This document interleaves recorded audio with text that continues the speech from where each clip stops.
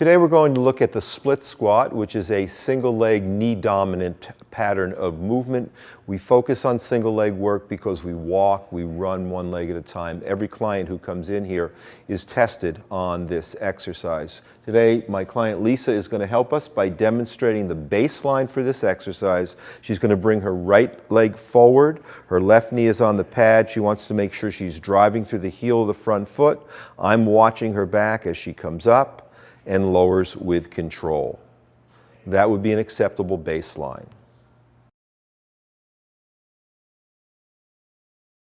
Now, if you or your client can't do this exercise properly, we need to know how to make it easier. So Lisa's going to come forward. We'll have the pad here for her, and she is simply going to do an isometric hold in this position, trying to have her hold for 10 seconds and then come up.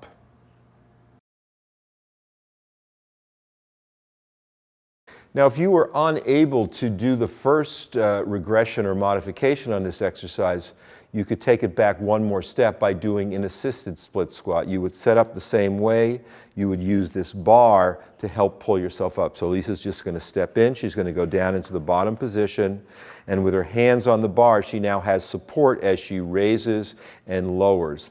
Notice that she can adjust how much help she's giving herself by how tightly she has her hands on the bar.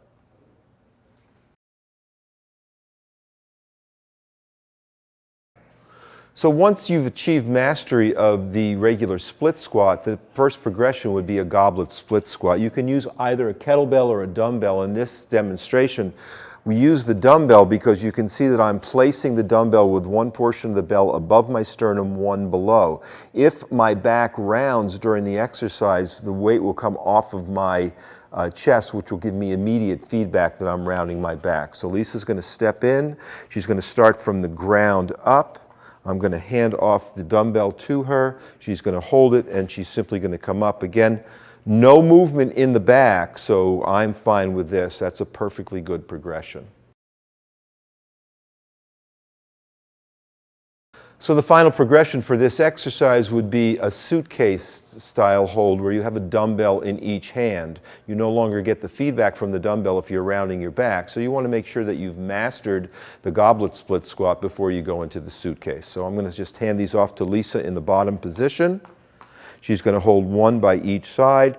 And again, we're just watching her back to make sure there's no rounding. She raises, driving through the forward heel, and lowers.